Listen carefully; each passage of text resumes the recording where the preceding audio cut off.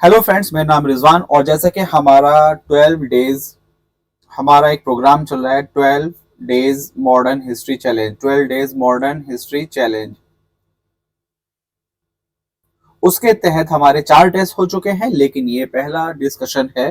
तो आइए हम पहले क्वेश्चन से स्टार्ट करते हैं। क्वेश्चन है, consider the following statement about Portuguese, which of the following is correct. पहला है, Portuguese were the first European to come to India and used Hooghly as a base for piracy. दूसरा statement है, Francisco de Almeida captured Diu by defeating the allied forces of Turkey, Gujarat and Egypt. अब देखिए, statement तो हैं दोनों बिल्कुल सही, लेकिन अब हम इस क्वेश्चन को इससे आगे बढ़कर देखते हैं। सबसे पहले चीज तो ये कि who was the first Portuguese. तो सबसे पहले कौन आया था, फर्स्ट पोर्चुगीज कौन था? ही वाज कौन था? He was Vasco da Gama. Vasco da Gama कब आए थे? 1498 में। कहा आए थे? Coast of Calicut. Calicut, coast of Calicut में आए थे। और किसने किसने रिसीव किया था? कहां पर किया था? लोकल रूलर थे जिसको बोलते हैं जैमोरिन। यानी कि सबसे पहले कौन आए थे? Vasco da Gama. कब आए थे? 1498 में। कहां आए थे? Coast of Calicut. किसने रिसीव किया था? जैमोरिन ने, जो कि लोकल रूलर था वहां का। अब जो अगर हमें पोर्चुगीज के बारे में जानना है थोड़ा सा, तो हम देखेंगे दो लोगों के बारे में, अल्माइडा एंड अल्बुकार्की। अल्बुकार्की। अगर राइटिंग थोड़ी समझ में ना आए तो जो मैं बोल रहा हूं उससे आप लोग थोड़ा सा अंडरस्टैंड करने की कोशिश कीजिएगा। अब अल्माइडा ने कैप्चर किया था दीव को, अल्बुकार्की ने कैप्चर किया था गोवा को। किससे कैप्चर किया था? Captured from home. अब ये तो देखो यहां ऊपर ही लिखा हुआ है, from allied forces of Turkey, Gujarat and Egypt. यहां था बीजापुर के सुल्तान। बीजापुर सुल्तान उससे 1510 में गोवा को कैप्चर किया था। अल्माइडा के बारे में एक चीज और फेमस है, he started the blue water policy. Blue water policy ये चाहता था कि हमारा समुद्र पे कब्जा हो और हम उसके थ्रू राज करें। इसको बोलते हैं और कार्टेज सिस्टम। कार्टेज सिस्टम, ठीक है। अब अगर यहां पर हम देखें, सुल्तान जो अल्बुकार्की है, अल्बुकार्की को कहा जाता है रियल फाउंडर ऑफ जो Portuguese rule in India. Portuguese rule in India, या पोर्चुगीज का जो पुर्तगालियों का जो एम्पायर है उसका जो रियल फाउंडर है वो है अल्बुकार्की। तो हमने पहला क्वेश्चन देखा, फर्स्ट यूरोपियन थे, बिल्कुल सही। फ्रांसिस्को डी अल्माइडा ने कैप्चर किया, बिल्कुल सही। उसके बाद हमने देखा अल्माइडा ने कैप्चर किया था दीव को, अल्बुकार्की ने कैप्चर किया गोवा को। किसको हराया था? Allied forces of Turkey, Gujarat and Egypt. इन्होंने हराया था बीजापुर सुल्तान। और कब हराया था? 1510 में, तब कैप्चर किया था। इनका एक था ब्लू वाटर पॉलिसी। और अल्बुकार्की को कहा जाता है real founder of Portugal empire in India. ठीक है, तो अब हम अगले क्वेश्चन पे चलते हैं। अगला क्वेश्चन है राजा राम मोहन रॉय के बारे में और पूछा गया है which of the following is incorrect. जब भी हम कोई क्वेश्चन करें तो हमारा ये बहुत अच्छे से फोकस होना चाहिए कि हम करेक्ट और इनकरेक्ट को सही से पढ़ रहे हैं या नहीं। अब देखिए, he was given the title of Raja by Shah Alam two. पहले हम सारे स्टेटमेंट पढ़ लेते हैं, फिर हम देखेंगे कौन सा इनकरेक्ट है। He used to work under the East India company and left it because of corruption charges made against him. He died of meningitis in England. ये एक दिमाग से बीमारी होती है और इनका 1833 में इनका इंतकाल या इनकी डेथ हुई थी। कहां पर? इंग्लैंड में। और इनको एक मुगल किंग ने सेंड किया था, कहां पर? इंग्लैंड। अपनी एक अर्जी लेकर, अपनी एक रिक्वेस्ट, एक सिफारिश लेकर, और किसको भेजा था? हिज मैजेस्टी जॉर्ज फोर्थ को। तो ये जो है इसमें स्टेटमेंट फर्स्ट जो है ये गलत है। इनको सेंड किया था, किसने सेंड किया था? अकबर ने। Who send him? Akbar. Akbar two ने सेंड किया था। और वजह थी उनको अपनी पेंशन का इशू था, पेंशन के लिए उन्होंने राजा राम मोहन रॉय को भेजा था। किसके पास भेजा था? किंग जो थे वहां के मैजेस्टी जॉर्ज फोर्थ के पास, ताकि उनकी पेंशन और अपने जो भी और कुछ जो चैलेंजेस थे उनके रिगार्डिंग बात करने के लिए उनको भेजा था। अब अगला क्वेश्चन है तीसरा क्वेश्चन, इसमें हम देखेंगे तो आंसर ए है। अगला क्वेश्चन देखते हैं हम तीसरा, थर्ड। उसमें first historian who propounded the theory of jagir crisis responsible for the decline of Mughal empire. तो इसमें जो अगर सीधा सा आंसर है तो वो है सतीश चंद्रा, लेकिन हम थोड़ा सा और इसको डेप्थ में जाके देखेंगे। बेसिकली मुगल के पास जो सिस्टम था मनसबदारी सिस्टम था, ठीक है। अब जो मुगल की जो पेमेंट थी, जो अपने जो मनसबदार को पेमेंट करते थे, कुछ तो कैश था और कुछ जागीर के भी फॉर्म में देते थे। अब कैश की वजह से जब कैश दिए जा रहे हैं तो जो ट्रेजरी थी, ट्रेजरी यानी कि जो आपकी वो खाली हो गई थी, जो खजाने थे वो खाली हो गए थे, और जो जागीर थी, जागीर दी जाने लगी मनसबदार को। अब धीरे धीरे क्या है, मनसबदार के नंबर जो थे, नंबर बढ़ रहे थे और उनको फुलफिल करने के लिए जागीरदारी उतनी ज्यादा नहीं थी। तो उसने क्या किया, अवेलेबिलिटी ऑफ जागीर वो कम हो रही थी। जब नंबर ये बढ़ेगा तो ये ऑब्वियसली ये कम होगा। अब इस चीज को जो मुगल्स हैं वो ठीक से कंट्रोल नहीं कर पाए। So according to Satish Chandra, Mughals failure to maintain the jagir and to keep mansabdars under their control was one of the most critical factor for the decline of Mughal empire. तो हम क्या कह सकते हैं, जो सतीश चंद्र ने कहा, मनसबदारी और मनसबदारी के अंदर जो जागीर है, जागीर सिस्टम, जागीर क्राइसिस था जिसने अल्टीमेटली मुगल एम्पायर का डाउनफॉल किया और responsible for the decline of Mughal empire. तो यहाँ पर सतीश चंद्रा थे ये, जिन्होंने ये थ्योरी दी थी। अब चलते हैं हम अगले क्वेश्चन पर। अगला क्वेश्चन है हमारा मैच द फॉलोइंग। इसमें है आपका फर्स्ट कार्नेटिक वॉर। अब हम थोड़ा सा जैसे पहले इसको देखें, फर्स्ट कार्नेटिक वॉर जो था वो किससे खत्म हुआ था, ट्रीटी ऑफ ऑक्सला चपेल से हुआ था। सेकंड कार्नेटिक वॉर जो था वो आपका किससे खत्म हुआ था, इसको हम यहाँ इसके हिसाब से तो देखें इनकॉन्क्लूसिव था, लेकिन अगर ट्रीटी देखें तो ट्रीटी ऑफ पौंडीचेरी था, पौंडीचेरी, और ये कब हुआ था, 1754 में। अब पौंडीचेरी को पुडुचेरी बोलते हैं।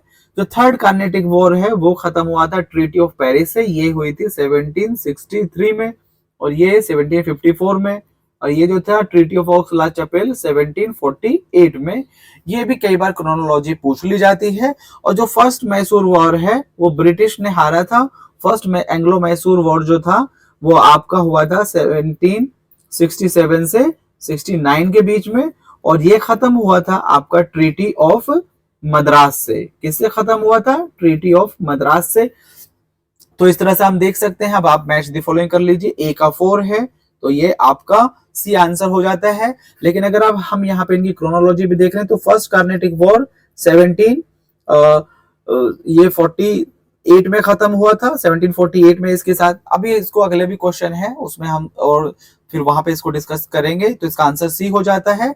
First Carnatic war treaty ended by treaty of Aix la Chapelle. Second जो था वो इनकॉन्क्लूसिव था, लेकिन यहाँ ट्रीटी अगर मेंशन होती है ट्रीटी ऑफ पौंडीचेरी 1754। थर्ड जो था वो ended by treaty of Paris आपका 1763 1763 में। और जो मैसूर वॉर था वो स्टार्ट हुआ था 67 में और खत्म हुआ 69 में। और खत्म किससे हुआ था, ट्रीटी ऑफ मद्रास से। और इसको कौन जीता था, हैदर अली, हैदर अली जीते थे इसको। ठीक है, अब आते हैं हम अगले क्वेश्चन पर। अब देखिए, which of the following is incorrect. हमने पहले ही देखा ऊपर, blue water policy is attributed to Francisco de Almeida, the first viceroy of Portuguese in India. Yes, he was the first viceroy. उससे पहले बेसिकली किसी को अपॉइंट किया गया था, लेकिन वो उनका इंडिया में चार्ज लेना नहीं हो पाया था। तो अगर देखा जाए सही तरीके से तो कौन थे फर्स्ट, तो वो थे फ्रांसिस्को डी अल्माइडा। इन्होंने ब्लू वाटर पॉलिसी, इसको बोलते हैं कार्टेज सिस्टम भी, कार्टेज सिस्टम। ओके, बेसिकली ये एक नेवल, आप ये कहिए लाइसेंस के तौर पर, और इनका ये था कि हमें पानी में मजबूत होना है और हमें उसके द्वारा जमीन पर राज करना है। ये थी इनकी policy. Francisco de Albuquerque, sorry Alfonso de Albuquerque was the actual founder, जिसे कहा जाता है रियल फाउंडर या एक्चुअल फाउंडर। और ही कॉन्क्वर्ड गोवा इन 1510। अब गोवा किससे कॉन्कर किया था, मतलब किससे फतह किया था, किससे जीता था, sultan of Bijapur, sultan of Bijapur को हराया था और गोवा को जीता था 1510 में। तो इसमें पूछा है इनकरेक्ट कौन सा है, दोनों के दोनों सही है, तो आंसर विल बी डी। ठीक है, अब हम अगला क्वेश्चन देखते हैं। यहां फिर से इनकरेक्ट पूछा है, अब ये भी जो क्वेश्चन है ना, ये वाला क्वेश्चन इस तरह से है, बेसिकली 4 क्वेश्चन आए हुए हैं यूपीपीसीएस में या बीपीएससी में अलग अलग, मैंने उसको एक तरफ मिला दिया। The ruler of England at the time of formation of east India company was queen Elizabeth one, बिल्कुल सही। The Mughal king during the formation of east India company was Akbar, बिल्कुल सही। ईस्ट इंडिया कंपनी कब बनी थी? 1599 में, और 1600 में उसको परमिशन दी गई थी ईस्ट इंडीज में आपका ट्रेड करने की। तो बेसिकली आप 1600 मानकर चलिए। मुगल किंग उस टाइम कौन थे? अकबर थे। Mughal king during the establishment of first east India company in India was Jahangir. पहली ईस्ट इंडिया कंपनी होती है 1613 में एस्टेब्लिश, कहां पर? सूरत में, और उस टाइम में कौन थे आपके? जहांगीर थे। The first fort constructed by British in India was Fort William at Madras. ये गलत है, देखिए मद्रास में तो हुआ था, लेकिन फोर्ट सेंट जॉर्ज हुआ था। तो कौन सा फोर्ट एस्टेब्लिश हुआ था? जो करेक्ट है, फोर्ट सेंट जॉर्ज, जो कि मद्रास में, मॉडर्न डे चेन्नई, वहां पर ये एस्टेब्लिश हुआ था। और अगर ये देखा जाए हमारा फोर्ट विलियम जो है, फोर्ट विलियम कब एस्टेब्लिश हुआ था? फोर्ट विलियम, इसके बारे में भी देख लेते हैं। ये 1696 में एस्टेब्लिश हुआ था, और कहां पर? कैलकाटा।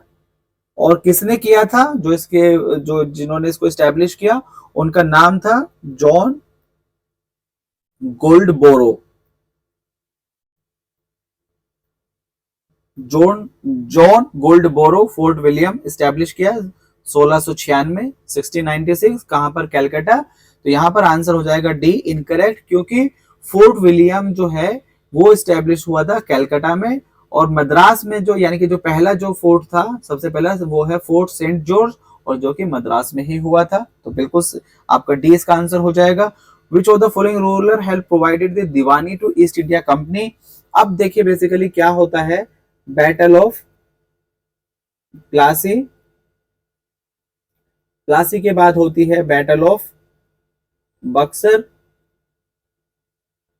और बक्सर ने बेसिकली ये बता दिया था कि राज जो होगा अब हिंदुस्तान में वो करेगी आप ब्रिटिश। वो इसको बोलते हैं मोस्ट डिसाइसिव बैटल भी बोलते हैं। ये आपका कंबाइंड, ये तो देखिए इंडिविजुअल से हुई थी नवाब ऑफ बंगाल से, लेकिन ये कंबाइंड थी, इसमें नवाब ऑफ बंगाल, नवाब ऑफ अवध और मुगल किंग ये सब थे, और ब्रिटिश के साइड से मेजर हेक्टर मुनरो उन्होंने लीड किया था।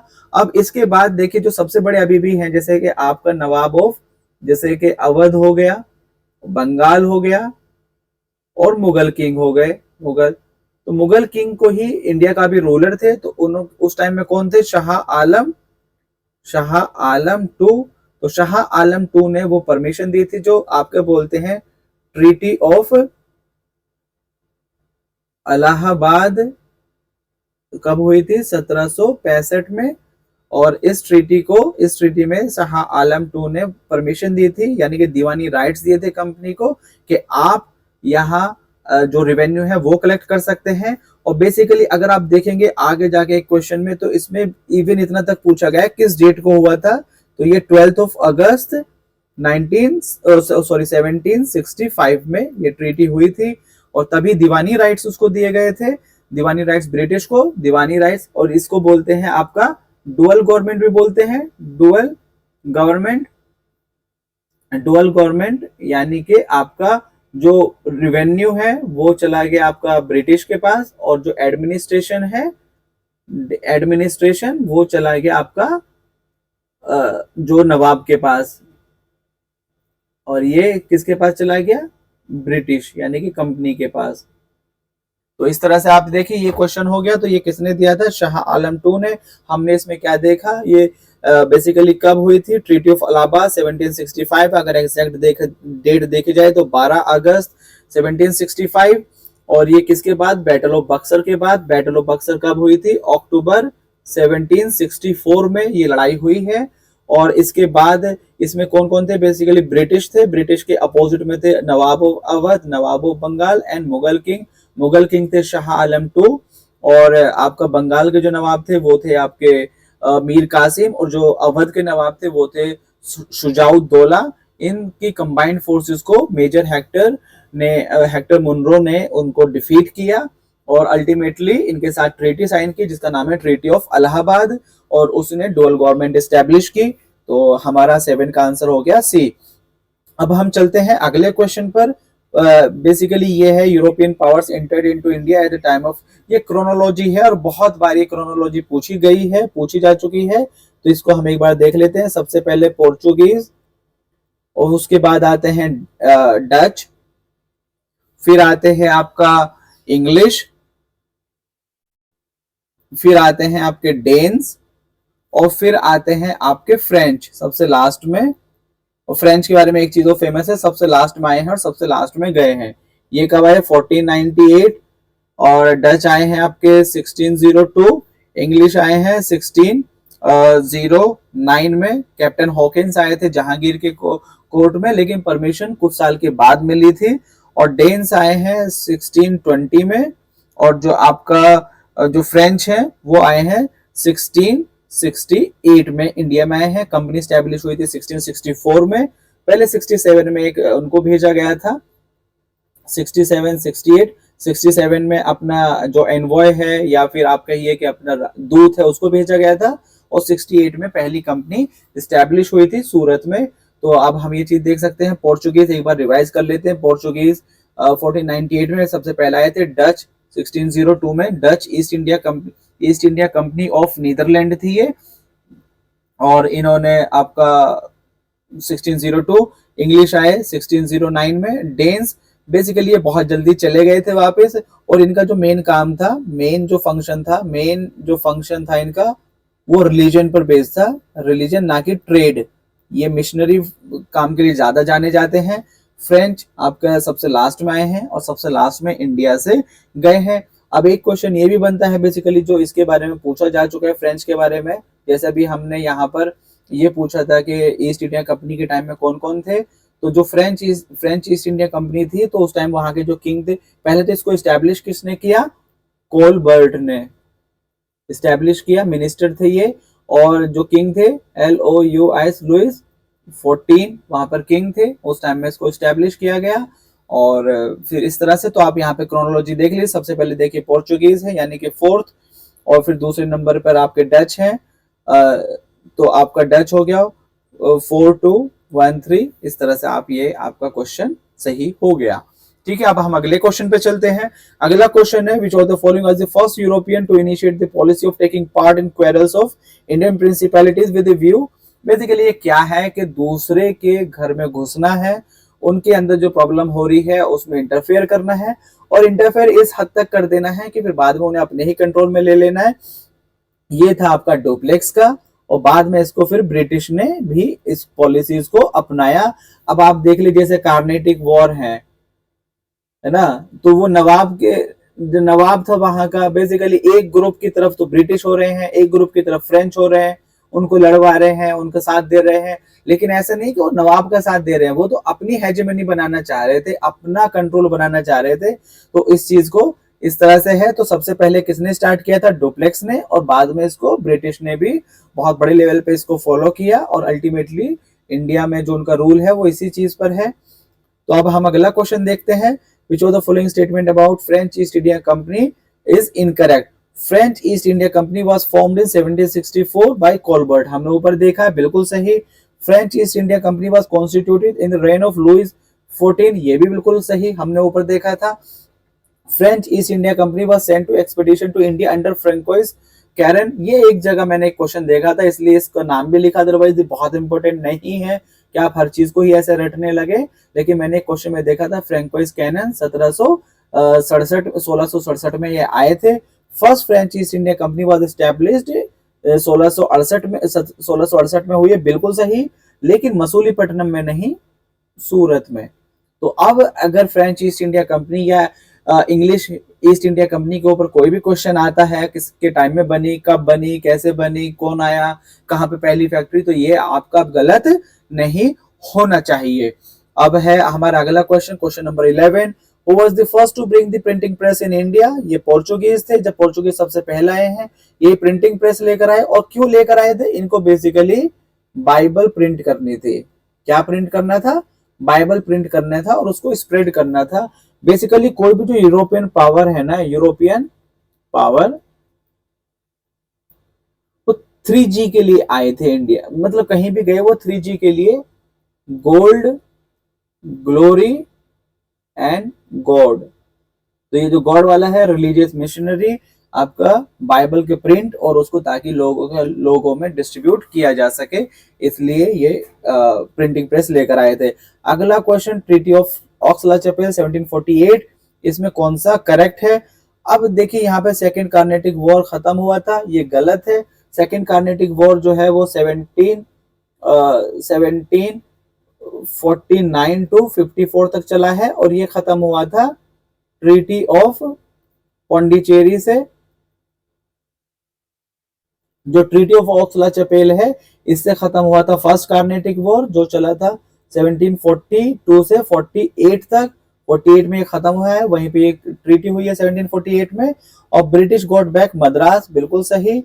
यहाँ ऐसा हुआ था इस ट्रीटी में कि इंडिया में तो कंट्रोल दे दिया गया था ब्रिटेन को मद्रास का, और इसके बदले में फ्रांस ने कनाडा में कुछ जगह थी कनाडा में, वहां उसको अपना कंट्रोल वापस मिला था। तो इसमें पूछा है which of the following is correct, तो only 2 is correct, first is wrong. Who among the following establish the modern armoury in Dindigul Mysore? देखिए अभी पहले तो यही है कि डिंडीगुल मैसूर में किसने मॉडर्न आर्मरी का एस्टेब्लिशमेंट किया था, तो ये थे हैदर अली। इन्होंने जो मॉडर्न बेस पर, और किसकी हेल्प से किया था? फ्रांस की हेल्प से इन्होंने ये मॉडर्न आर्मरी, यानी कि जहां पर मॉडर्न हथियार बनाए जाते थे आपका वेपन्स बनाने के लिए, वहां पर ये मॉडर्न आर्मरी डिंडीगुल मद्रास में इसको एस्टेब्लिश किया गया था। किसके द्वारा? हैदर अली के। Which of the following is correctly matched? First Anglo Mysore war, Hyder Ali defeated, पहले पढ़ लेते हैं फिर देखेंगे कौन सा सही है। Second Anglo Mysore war, Hyder Ali defeated the British. Third Anglo Mysore war, Tipu Sultan won the battle and did not give his land to British। Fourth Mysore war, Tipu was defeated and was killed in the thick of battle। अब देखिए ये जो है ये सही है, लेकिन जो 3 गलत है वो कैसे गलत है? हैदर अली वॉज डिफीटेड, नहीं, पहले में ब्रिटिश डिफीट हुए थे, ब्रिटिश डिफीटेड, और इस कदर हैदर अली ने हराया था कि ये हिस्ट्री में ये बहुत फेमस है। और हैदर अली ने यहां पर हुई थी ट्रीटी ऑफ मद्रास। इसको कहा जाता है कि हैदर अली ने अपने टर्म्स डिक्टेट किए थे कि भैया आप ब्रिटिश को ये टर्म्स मानने पड़ेंगे। Terms were dictated by Hyder Ali in this the treaty of Madras. और ये कब हुई थी? First Anglo Mysore war, first हुआ था 1767 से 69। सेकेंड एंग्लो मैसूर वॉर हुआ था 1780 से 84। ये काफी लंबा चला था। हैदर अली की डिफीट नहीं, हैदर अली 1782 में किसी बीमारी की वजह से डेथ हो गई थी, और फिर वॉर को कंटिन्यू किया था आपका टीपू सुल्तान, जो उनके बेटे थे टीपू सुल्तान ने। और फिर लास्ट में ये treaty of Mangalore, treaty of Mangalore sign हुई। और बेसिकली ये आप ना किसी की जीत थी ना किसी की हार थी, कुछ पार्ट वो जीते थे कुछ पार्ट ये जीते थे, इस तरह से रहा। थर्ड एंग्लो मैसूर वॉर जो है इसको टीपू सुल्तान हारे नहीं, जीते नहीं, हारे थे। और यहाँ पे ट्रीटी हुई थी, ट्रीटी ऑफ श्री रंगापट्टनम। जैसे फर्स्ट में हैदर अली ने टर्म्स डिक्टेट किए थे, यहाँ ब्रिटिश ने टर्म्स डिक्टेट किए, और ये हुआ था आपका 1790 से 92 तक। और इसमें बेसिकली यहाँ पर एक चीज और है, आपका जो ब्रिटिश ने यहाँ पर ट्राईपार्टाइट एग्रीमेंट किया था, ट्राईपार्टाइट या ट्राई पार्टी एग्रीमेंट था, अलायंस बनाया था, basically alliance against the Tipu Sultan. और ये कौन कौन थे इसमें? ब्रिटिश थे, निजाम थे, और मराठास थे, इनके साथ मिलकर बनाया। और कंबाइंड फोर्सेस ने टीपू सुल्तान को हराया थर्ड बैटल में। और तब कौन थे? आपका कॉर्नवालिस, तो थर्ड बैटल में हराया, और थर्ड बैटल में हराने के बाद में हुआ ट्रीटी ऑफ श्रीरंगपट्टनम। फोर्थ जो हुई थी, फोर्थ में Tipu Sultan was defeated and he was killed in the battle itself. तो इसका आंसर होगा डी। ठीक है, अब हम देखते हैं ये अपना अगला क्वेश्चन, क्वेश्चन नंबर 15। इसमें बेसिकली है क्रोनोलॉजी। अब इसमें कुछ समझाने के लिए तो देखिए बहुत सारे वर्ड्स हैं, अलग अलग से उनको समझाया जाएगा, लेकिन यहाँ फिलहाल जो अगर देखना है आपको तो इस तरह से, जैसे कि कौन सा वॉर कब हुआ, तो जैसे मैंने अभी आपको बताया सेकेंड एंग्लो मैसूर वॉर वो स्टार्ट हुआ था 1780 में, और फर्स्ट एंग्लो मराठा वॉर 1775 से 1782 तक चला था। तो पहले का हो गया 3, ए का 3 और बी का 4, ये बिल्कुल सेम है, तो ये दोनों तो कट गए, ये दोनों बचे। अब यहाँ देखना है हमें एंग्लो अफगान और एंग्लो बर्मीज। एंग्लो अफगान जो है वो 1738 में हुआ था लॉरेंस के टाइम में। तो आपका डी का है 2, तो ये आपका सी इसका आंसर हो जाएगा। जब बचा ऑप्शन आपका ये, तो 4 सी 1824 ये एंग्लो बर्मीज वॉर तब हुआ था। क्रोनोलॉजी है, इसमें समझाने के लिए कुछ नहीं है। तो हम अगले क्वेश्चन पे चलते हैं। अगला क्वेश्चन है टीपू सुल्तान के बारे में।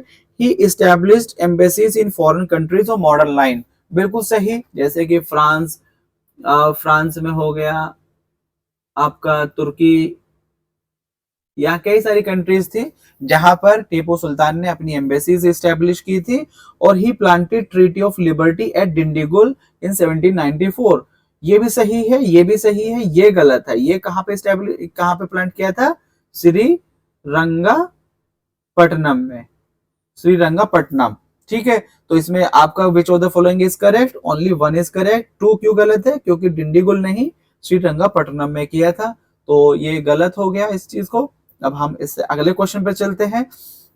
विच of the following governor general form the triple alliance against Tipu Sultan? अभी मैंने आपको बताया था कौन थे, आपका कॉर्नवालिस थे, और जो वेलेस्ले है, वेलेस्ले 4th के टाइम पे थे, 4th एंग्लो मैसूर वॉर, और इसमें टीपू सुल्तान की डिफीट ही हो गई थी, मतलब ही was killed in the battle. जो कॉर्नवालिस हैं, इन्होंने आपका जो है ट्रिपल अलायंस बनाया था अगेंस्ट टीपू सुल्तान, और इसमें आपका इनको ट्रीटी ऑफ श्रीरंगापट्टनम साइन करनी पड़ी थी टीपू सुल्तान को। Treaty of Srirangapatnam. अब एक चीज और बताता हूं, जैसे ट्रिपल अलायंस है, ऐसा नहीं सिर्फ टीपू सुल्तान के अगेंस्ट था, हैदर अली के अगेंस्ट भी किया था। हैदर अली किसमें? फर्स्ट एंग्लो मैसूर वॉर में। लेकिन हैदर अली ने अपनी डिप्लोमेटिक स्किल्स को यूज करते हुए अलायंस को तोड़ दिया था, निजाम और मराठा को अलग हटा दिया था और ब्रिटिश को हराया था। तो यहाँ पर उनकी मतलब सिर्फ ये नहीं कि जंग लड़ने के साथ साथ डिप्लोमेटिक स्किल्स के बारे में भी। तो इस तरह से आपका 17 का बी आंसर हो गया। अब हम देखते हैं which of the following is incorrect about Anglo Mysore war. पहला मैसूर वॉर आपका ट्रीटी ऑफ मद्रास से खत्म हुआ, बिल्कुल सही। दूसरा आपका ट्रीटी ऑफ मैंगलोर से खत्म हुआ, बिल्कुल सही। तीसरा ट्रीटी ऑफ श्रीरंगापट्टनम से खत्म हुआ, बिल्कुल सही। चौथा ट्रीटी ऑफ मद्रास, ये गलत है, यहाँ कोई ट्रीटी ही नहीं। यहाँ तो Tipu Sultan was defeated, he was killed in the battle itself. So यहाँ ये खत्म था। और बल्कि फिर ब्रिटिश ने क्या किया था, वुडियार डायनेस्टी है उसको रीस्टैब्लिश किया था। कहां पर? इन मैसूर। और फिर बाद में ये सब्सिडियरी अलायंस को भी ज्वाइन कर लेते हैं। तो ठीक है, वो हम अगले टेस्ट में देखेंगे, लेकिन अभी हमारा इतना ये हुआ। अब हम आते हैं अगले क्वेश्चन पे। ये आपका अब पंजाब से या सिख एम्पायर से रिलेटेड क्वेश्चन आ जाते हैं। God intended me to look upon all the religion with one eye, that is why he took away the light from the other.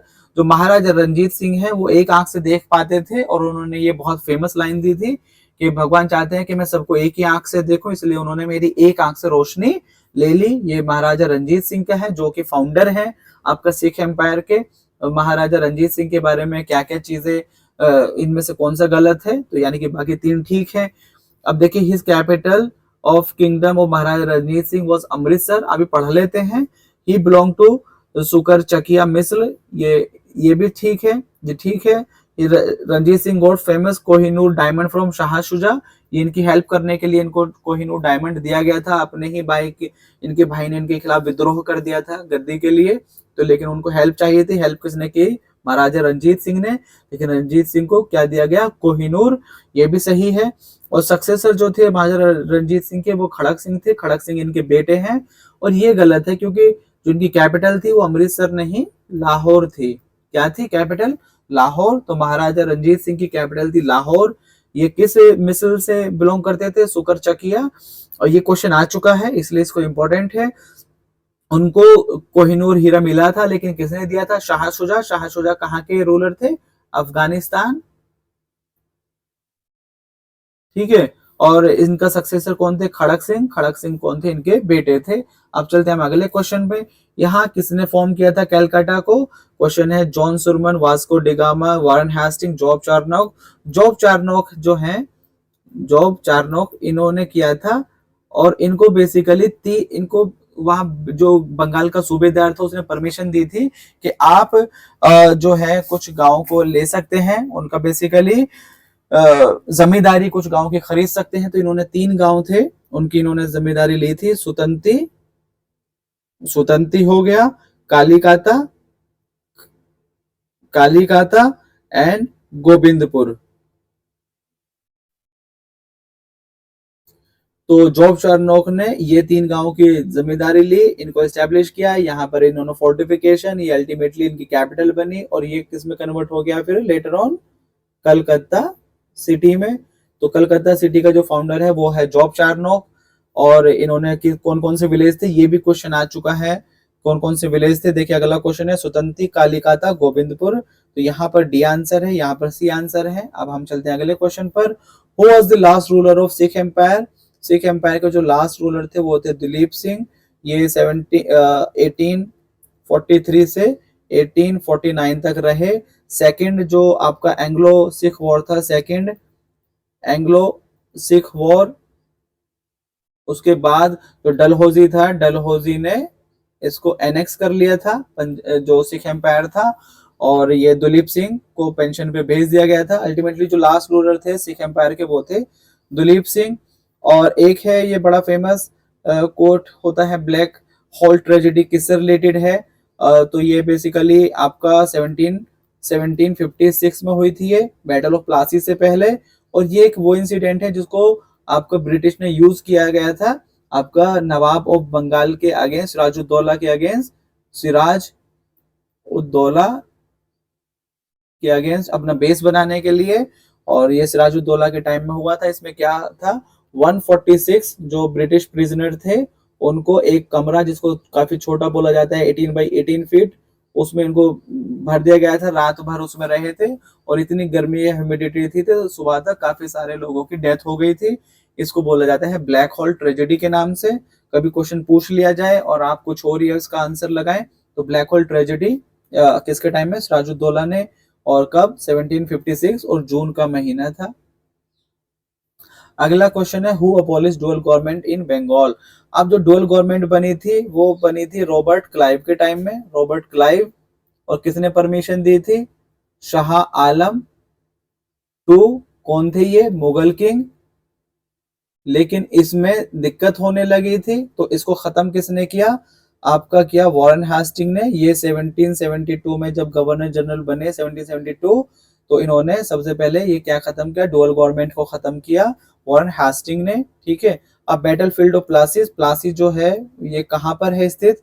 ये है आपका वेस्ट बंगाल में। अगर मैं इसी तरह से कहूं बक्सर कहाँ है, तो बक्सर है आपका बिहार में, गंगा नदी के तट पर।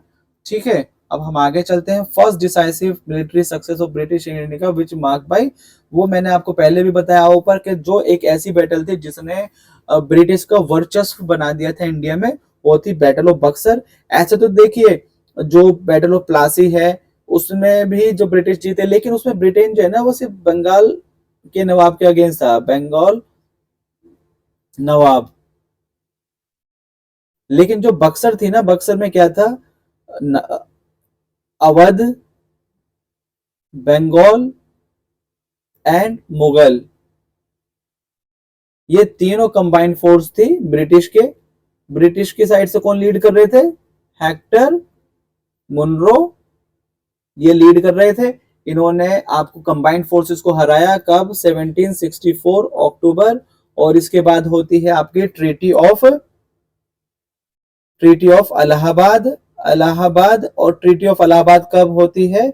आपका 12 अगस्त 1765 को। और यहीं पर आपका दीवानी राइट्स दिए जाते हैं, दीवानी राइट्स। ठीक है। तो ये डुअल गवर्नमेंट एस्टेब्लिश हो जाती है। Who was the commander of army of east India company in the battle of Buxar? ये भी मैंने आपको ऊपर बताया, मुनरो, यानी कि हेक्टर, पूरा नाम था हेक्टर मुनरो। कंबाइंड फोर्सेस को हराया था। Emperor Shah Alam two provided the Diwani of Bengal to Orissa to East India company. मैंने अभी ऊपर बताया कब हुई थी, 12 अगस्त 1765 को हुआ था, तो इसका आंसर ए हो गया। Who was the founder of British empire in India? जो फाउंडर है वो है आपके रॉबर्ट क्लाइव, तो बैटल ऑफ प्लासी, उसके बाद रॉबर्ट क्लाइव, ठीक है। तो आपका who was the following shifted capital from Munger to Murshidabad? अब हुआ क्या कि बैटल ऑफ प्लासी और प्लासी के बाद जो सिराजुद्दौला थे, Siraj ud-Daula, he was killed, okay. इसके बाद बनाया गया मीर जाफर को, मीर जाफर को नवाब बनाया गया, लेकिन 1760 में मीर जाफर को हटाकर मीर कासिम को बनाया। मीर कासिम कौन था? मीर जाफर का दामाद, ये ससुर थे, ये दामाद थे। अब मीर कासिम जो था वो बहुत ही काबिल इंसान था। मीर कासिम ने अंग्रेजों की जो नियत थी उसको भाप लिया था कि ये तुम्हें भी खत्म कर देंगे, तो ये इसने क्या किया, अपनी कैपिटल शिफ्ट की मुर्शिदाबाद से मुंगेर की तरफ। लेकिन इसके कुछ एक्शन जो थे वो ब्रिटिश गवर्नमेंट को सही नहीं लगे और इसने बक्सर में जाकर जो लड़ाई होती है मीर कासिम, शुजाउद्दौला और शाह आलम टू, जो कंबाइंड लड़ाई होती है बैटल ऑफ बक्सर में, ये वहां चले गए और फिर दोबारा से मीर जाफर को नवाब बना दिया जाता है। ये इस तरह से ससुर दामाद में लड़ाई चलती रही, ठीक है। तो यहाँ किसने स्टैब्लिश किया था? मीर कासिम ने आपका Murshidabad to Munger capital shift की थी। अब जो हमारा आज का आखिरी क्वेश्चन है, who was appointed the deputy Diwan of Murshidabad by Robert Clive? अब देखिए, जैसे मैंने आपको बताया, treaty of Allahabad, treaty of Allahabad, dual government, एक को मिला दीवानी राइट्स, एक को मिला निजामत राइट। अब यहाँ दीवानी राइट, निजामत राइट, इसमें भी बेसिकली क्या किया था, जैसे deputy Diwan of Murshidabad Robert Clive, दो चीजें थी, दो, एक तो बंगाल के लिए और एक बिहार के लिए। बंगाल के लिए मोहम्मद रजा खान और बिहार के लिए राजा सितब राय, इनको अपॉइंट किया गया था। तो अगर सितब राय है ये भी सही है, लेकिन ये किसके लिए है? आपका बिहार के लिए। और बंगाल के लिए कौन है? ये है मोहम्मद रजा खान। ये हो गया। तो आज का हमारा ये डिस्कशन हो गया है। मैं इस पीडीएफ को, देखिए अब इस पीडीएफ को क्या ही शेयर करो, लेकिन मैं ऐसे भी शेयर कर दूंगा। तो आप लोग इस डिस्कशन, इसको देखिएगा वीडियो को, जो डाउट लगे वो मेरे से पूछिएगा और क्वेश्चन आप सही से अटेम्प्ट करते रहिए। मेरी साइड से आपको बेस्ट ऑफ लक। तो ठीक है, अगली वीडियो में मिलते हैं। ठीक है, बाय, टेक केयर।